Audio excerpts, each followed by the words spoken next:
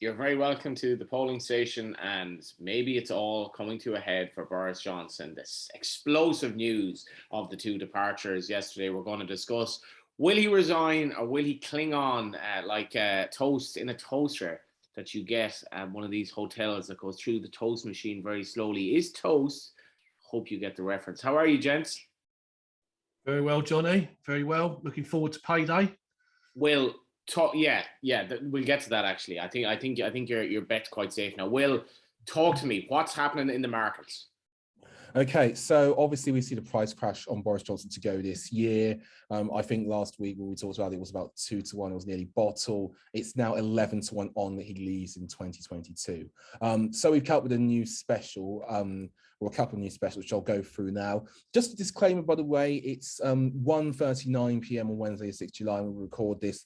We're going to go before the 1922 committee meets, and we may have reactions, etc. Just a disclaimer. Also, if you see me looking elsewhere, everything is going on, so I may be distracted at various points. Anyway, back to the betting. We are now 3-1 that Boris Johnson is still Conservative leader at Tory conference, end date October the 2nd.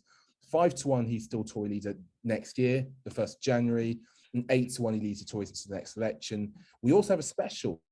If Boris Johnson resigns before midnight, we are 8-1 he resigns before midnight, 20-1 that he doesn't, which pretty fairly reflects his character. Next Prime Minister and next party leader marks have taken off. We'll focus on next Prime Minister. That looks more likely. We are now 9-2 Rishi Sunak, 11-2 Penny Mordaunt, 17-2 Liz Truss, who has stuck with Johnson for the time being. 9's Ben Wallace, 9's Sajid Javid, 10's Keir Starmer, who had been leading that market for a good period of time. Those who had their money tied up with him look to be losing it. 11's Tugendhat and Hunt, the One Nation candidates. 12's Zahawi, now our new Chancellor. So Paul Krishnamurty, 18 Tories quit government or party positions. Other backbenchers are drawing their support as I speak. And this does tie in with your what year does Boris leave market? So you are sitting there with a happy face today. Yeah, I think it's done.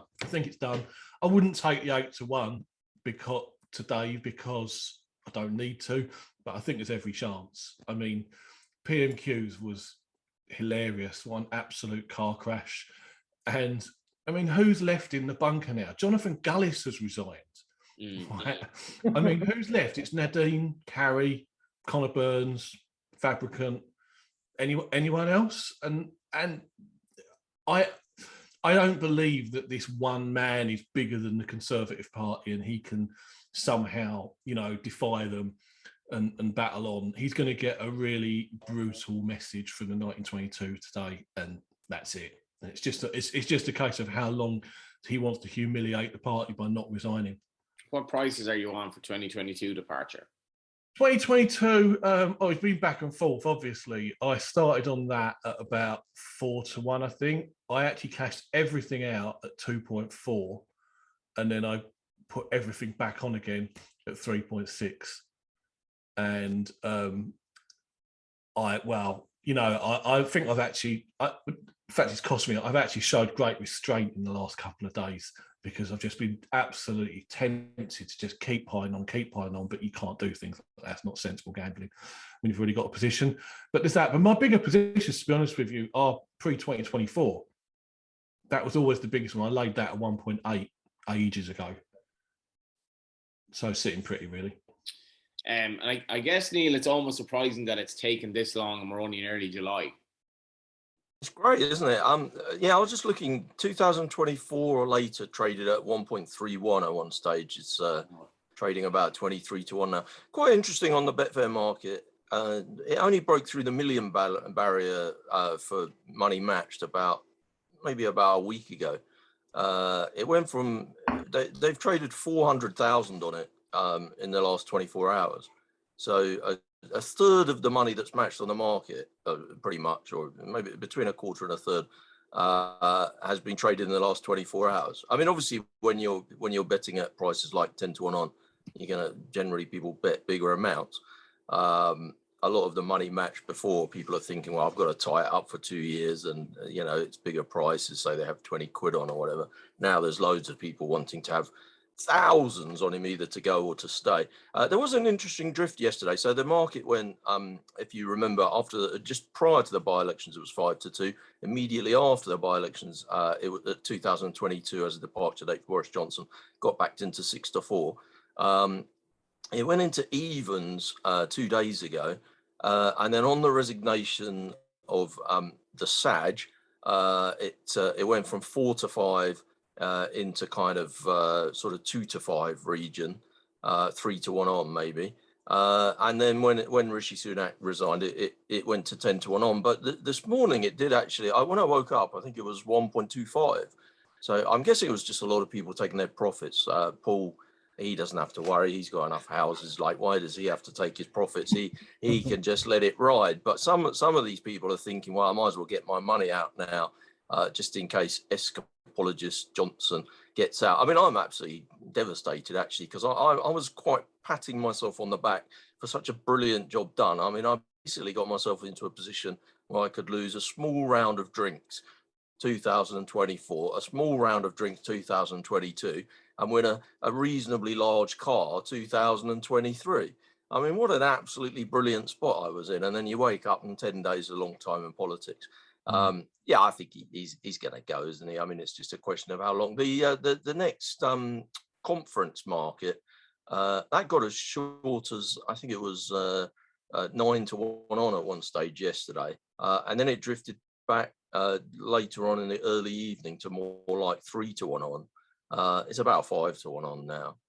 I guess, people like the ones that have still got a bit of life in them, don't they? So that'll probably attract a bit more business now. But the market that really will take off now is the next Tory leader. I mean, at the moment on Betfair, there's only 260 grand. I'll say only 260 grand matched on that. A lot of people would have been thinking, well, I don't want to tie up my money for 2 years. But now they're thinking, well, I'm only going to tie up my money for 6 weeks or something. So you can expect that. I'd be amazed if that hasn't hit 1 million by the time we do our next polling station. Yeah, and Andrew Mitchell told BBC Newsnight he's been poisoned, stabbed, he's been shot, his body's been dumped in the freezing river, and still he lives. It's a bit like the death of Rasputin. And I was looking at our polling station WhatsApp group yesterday, the headline I sent to you, which had just come in: breaking, Javid and Sunak resign. Breaking, Javid and Sunak resigns in protest of Boris Johnson's leadership. So clearly this was the first because resigns, and then with the Sunak resignation, the headline just didn't change. So the two of them basically resigning one after the other, and surely there's no way back for them. No, I don't think so now. It looks over. It's a matter of sort of when, not if, and just exactly how. And even if he does manage to limp on, he's a prime minister in name only. Well, how does it go though? How do you see the final ending going? Does he resign? Is it the 1922 committee? Do we have another vote of no confidence? How does it actually end? Maybe that's a new market you should have: method of evisceration. I have been thinking about this mainly because I see just on that note about 1922 committee, they're meeting in about 3-ish hours, and we've already got briefings going back and forth about Boris Johnson potentially just sort of refusing to resign after a vote of no confidence and forcing some sort of general election and deselecting all those who voted against it, although I think a lot of that is sort of hype and hot air. I think it's most likely to be a swift change to the 1922 committee's rules. And that could happen at any time in sort of the next 2 weeks. It could happen in days, it could happen in a week or so. But I think, so change the rules and have another vote of no confidence? Yeah, which he would lose. What do you think, Paul? You think he resigns? I don't think he'd actually go through the humiliation of that vote. Look, I'm not saying, obviously, he's a little bit unhinged. He certainly looked a bit unhinged in PMQs and rattled, as anybody would be, I guess, in that situation. But you do get to that point where everybody, even your closest allies, as with the Thatcher culling, where they're all coming to you and saying, it's all over, I mean, maybe it's Carrie who has to say it to him, right? God. Yeah, maybe it's Michael Gove. Michael Gove wasn't on the front bench during PMQs, and he's probably the one figure in that government who's heavyweight enough to do that, to go to him and maybe probably not, but maybe Rab. You know, there has to. I can't believe that Boris Johnson is that unhinged that he would drag himself, his family, his party through all this forever. And whether it's today, whether it's in 2 days, once the 1922 committee changed the rules, that's a warning, right? They're just giving him a warning there that you can resign, or we can just humiliate you and you lose, you know, by 300 votes to 50. How does yesterday's double departure, in your mind, Paul, how does this affect the market to be the next Conservative leader or to be the next Prime Minister? I guess in terms of the two protagonists, for one thing. Well, very interesting. I mean, Neil's mentioning the extra liquidity in the Boris exit markets. This was, again, it's the same thing like that happened in the leadership market yesterday. They've just been dormant for ages, most of those prices, with like 30 quid getting matched here and there every so often. And as soon as it happened, as soon as that sort of news breaks in the morning, all of those new infrequent political punters start getting involved, right? And it was crazy to watch Rishi Sunak's price yesterday. You know, I had a top up yesterday morning at 14 next Prime Minister, 12 next Tory leader. He went to 4.1 almost immediately as soon as he resigned. I'd cash that immediately. Paul, do you think that is quite interesting, though, isn't it? Because normally you would say that in an exchange market, extra liquidity makes the market a better predictor of what's going to happen, because more and more sharp minds are bashing up against each other, and eventually, you know, the wisdom of crowds is going to come out. Whereas a weak market with very little liquidity can just be, you know, one idiot doing something who doesn't really know what he's talking about can easily dominate the market. But you don't necessarily agree in this instance. Well, that might have happened yesterday, because if you take the Sunak example, the odds crash, and to me that's just name recognition. That's people saying, "Oh, he's the first person that comes into my head as a replacement," right? But it did come straight right back out again. It went back out at 7. Which is probably more or less what I'd have it. I wouldn't have the favourite personally. He's on my list, but I doubt personally that he actually gets it in the end. It's a pretty wide open race, isn't it? Really, I mean, it's a real grand national. It is according to the betting, but I don't think it really will be. I you know, we know how these things work. There'll be, let's say this happens in 2 weeks. There may be 10 people will put their names forward originally, right? But as soon as we start getting the lists of endorsements from MPs, it will become a 3-4 horse race. And I don't think, I mean, I'm pretty sure that those 4 people are all in the front rank in the market. And interesting, the one person who pretty much all the judges seem to agree is a bad bet, Jeremy Hunt, his odds have just drifted like a barge overnight. He's like 14-1 now from 5-1 a week ago. So maybe it is wising up. Although having said that, I mean, look, go through previous things. Jeremy Corbyn was 28-1 to be Labour leader. Michael Howard was 33s to be Tory leader. Cameron was 16s.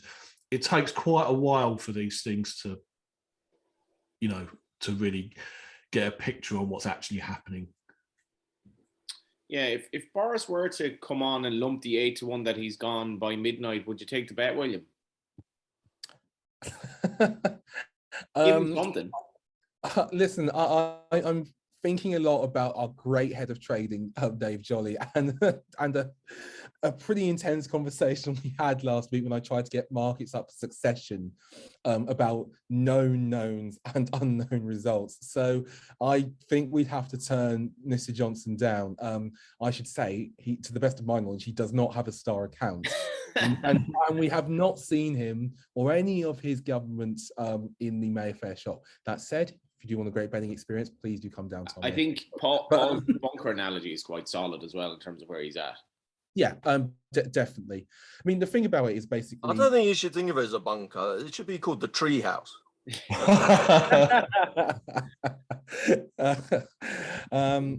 In that, the thing about it is basically, this is all about the sheer delusion and self-love of Johnson versus the sheer weight of reality.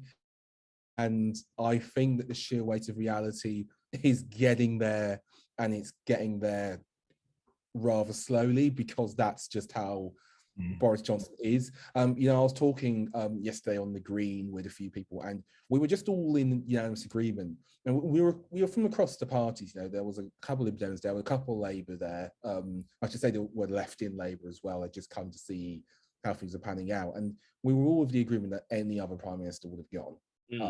And they'd have done so. See, this is how it works, Paul. The Westminster bubble. They get together on College Green. Everyone agrees on everything. They agree.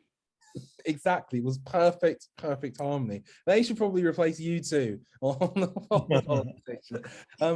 But in all seriousness, yeah, it's just we are dealing with somebody who is just so different in terms of their thinking and their self-belief. But I do think we're getting there. It's just tricky to know when exactly it will happen if you're betting on that sort of thing, because you're dealing with somebody who doesn't have that sort of normal way of viewing things. You know, even when they can see everything happening in front of them, Johnson for some reason just seems to bat it off, because again, if he was a normal Prime Minister, we'd have had a new one probably about a year ago, right? There's been enough stuff there that would have toppled Prime Ministers. Would you back, Neil, would you back the Conservatives for the next election at 8 to 11, most seats?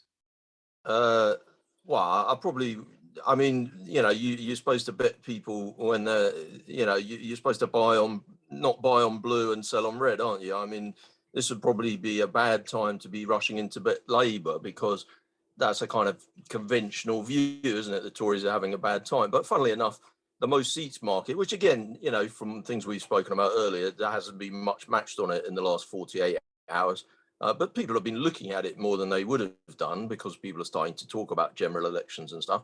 It is kind of a sort of perverse thing, isn't it? That, you know, this disaster for the Tory party and Boris Johnson looking so awful and damaging their brand and all this kind of thing, it's actually quite good for them in the most seats market, because, you know, the most seats market had factored into it that they were contesting an election with Boris Johnson as their leader. That looks highly unlikely now. And that's about the best thing that could have happened to the Conservatives' chances of doing well in the next election this week. If you were looking at this a week ago and saying, right, what's the best thing that can happen for the Tories to win the next election? Well, getting rid of Boris Johnson was clearly the best thing. So really, the Tories should be, you know, should shorten on this news, and Labour should drift. But the way that people think, you know, I noticed people are so recency obsessed, aren't they? You know, I saw a lot of people talking about Keir Starmer's performance on PMQs today. I mean, I thought he did pretty well, but I mean, it was a bit of a, you know, it wasn't like a tough ask, was it really? I mean, it was like the easiest thing ever. You know, he made a couple of jokes. I can't say I was holding my sides, but yeah, I thought he did pretty well. I don't think he's actually that good at PMQs, and I think that was quite a good performance by him. But the real thing on the recency that I did strike me in the last couple of hours was this Sajid Javid speech. I just thought it was just bog standard. What on earth would you expect? It was no Geoffrey Howe. I mean, he stood up and he just basically said, you know, I've suddenly decided that this Boris Johnson's a wrong 'un. Well, it does rather ask the question, well, if you're such a political judge, how did you not notice that in the previous 6 months? I mean, it sounded definitely like a leadership pitch. I noticed he's got backed on the back of just making that speech from something like 16 to 1 into 9 to 1 to be next leader. I just thought, like, if they'd have then followed that speech with 5 other people making a speech that are sort of sub 20 to 1 in the market, nobody would have said, oh, I'll tell you what, the best one was easily Sajid Javid's. I mean, there's no way that's going to be the best speech that we hear from a leader potential. I think 9 to 1 is the shortest price he'll get to. I'm shocked, Neil. I just can't believe you don't recognise the unique political talents of the Saj.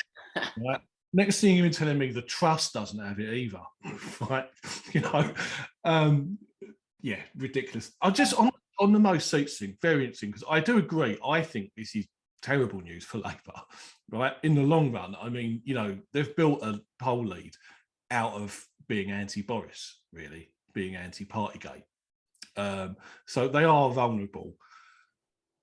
I've got a position in that I've laid the Tories at 1.57, and it's always been a where do I cash out, and I was waiting for evens. It hasn't reached there.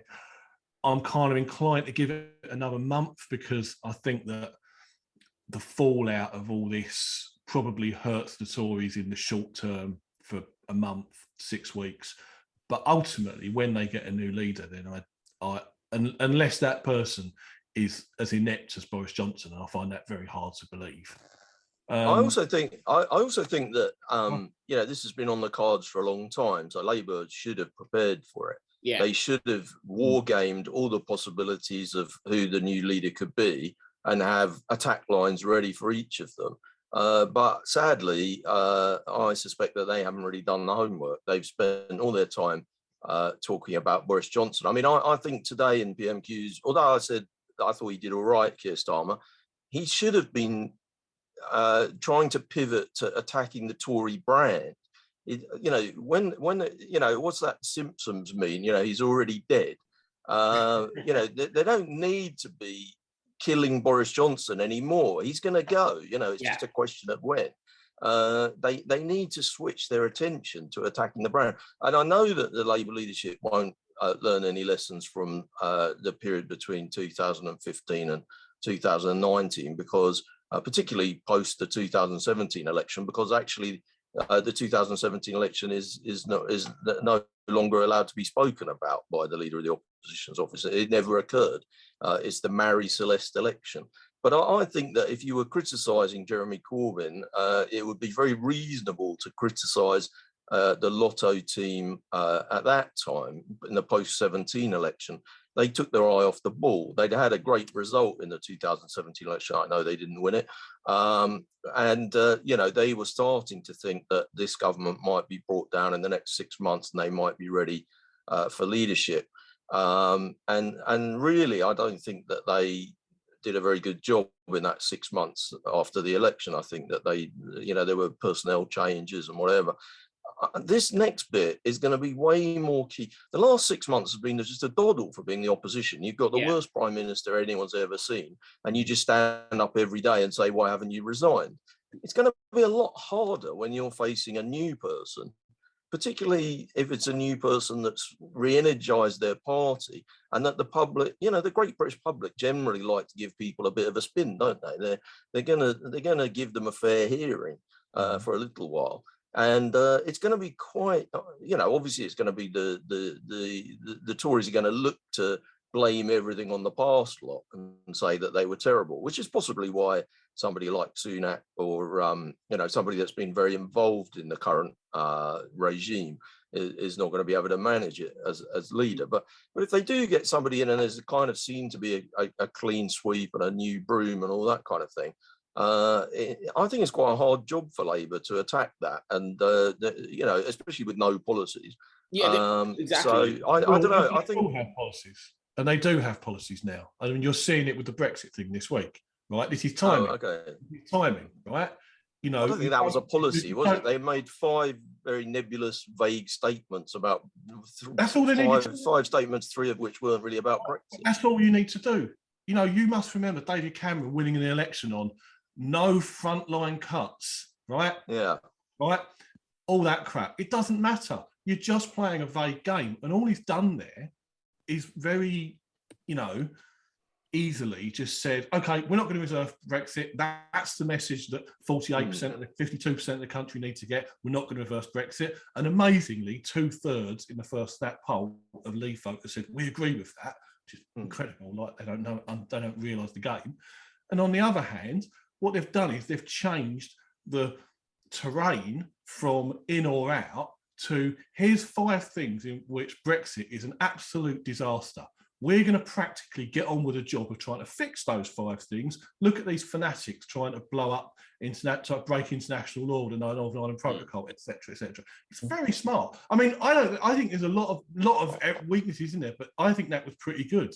I think that was the right way. Yeah, I didn't particularly think that. Although I thought it was quite amusing that they came out with briefing the press that they were going to dump the 2019 manifesto, and then within a week they announced 2 policies from it as new things. That seemed amusing to me. That's the game. Like I say, remember Cameron, the last opposition leader to win in this country was David Cameron, right? Previous to that, it was Tony Blair. Both of them did the same thing. They made this very vague, sort of branded gesture that we're nothing like the old party, we're different. And then they went in and did all the things that that party had always wanted to do all the time. You know, I can't think of a single Blair policy that wasn't already in the Labour agenda beforehand. And I can't think of very much apart from I think a million Iraqis might disagree on that one. That wasn't in a 1997 manifesto, was it? Yeah. And it was an American policy that we followed. Yeah.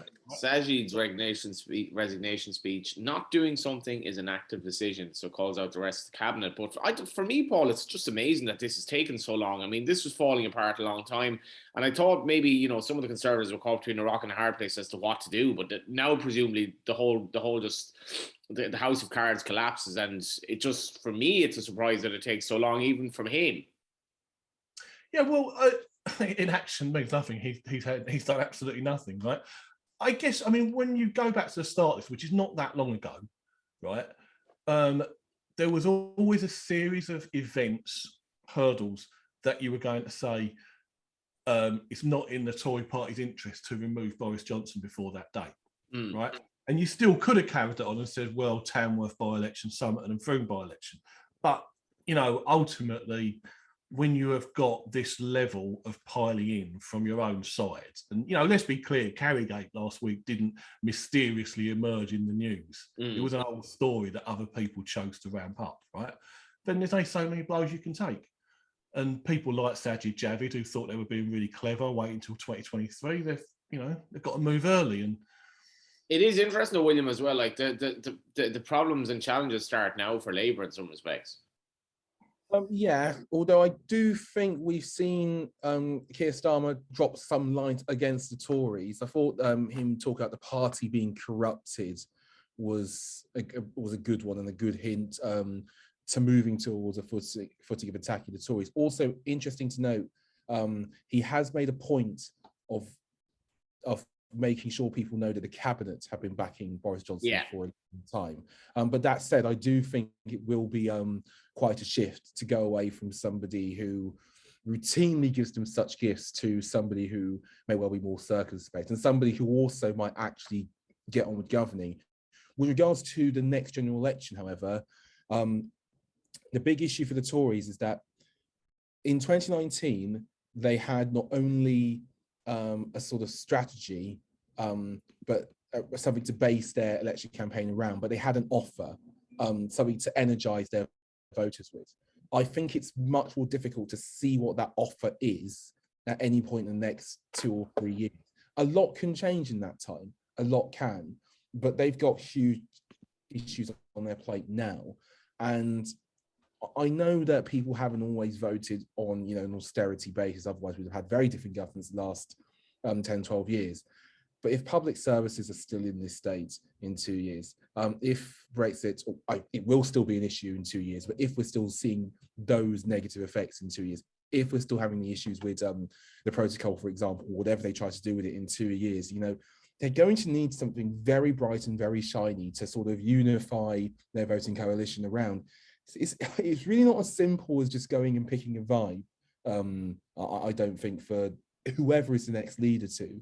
And they've got a hell of a cleanup job anyway, because the amount of time Boris Johnson has been in there, he has dragged the Tory brand down with him. 100%. So it is odd as if they're walking into a nice, shiny new Tory party that they can sort of jazz up and go forward with. They've got a lot of work to do, and that's going to take up a lot of time. And some of those problems are, you know, it could take much longer than towards the next election to fix. Just before we finish up, we now have joint favourites in the market to be the next US president, you might have noticed. So Big Donald has drifted out to 130. It hasn't been a great couple of weeks for him, William. No, it hasn't been. Interesting, we're seeing some polling which suggests rising numbers for DeSantis, even in head-to-heads against Trump. That's big. The vibe, as I understand it, is that Trump is still essentially going to give it another go. I hear differing answers, by the way, from people based on who I ask. Star Spangled Gamblers, by the way, our sisters, our friends in arms at Star Spangled Gamblers. Good place to go for information on that. But DeSantis numbers have been picking up, and the head-to-head polling is probably worth looking at. Also, post-Roe, seeing a bit of a move towards Democrats on a generic ballot. We have our issue. for November. But the 538 forecasters still have the Republicans taking a House 77 out of 100 times in their forecast. So yeah, definitely something we'll keep a very close eye on as we head closer towards the midterms.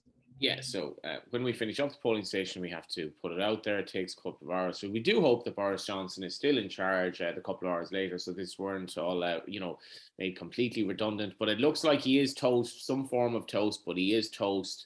And those of you who backed him to be gone in 2022 will soon be in clover. What happens now, though, for the Labour Party? Thank you for watching and listening to the polling station.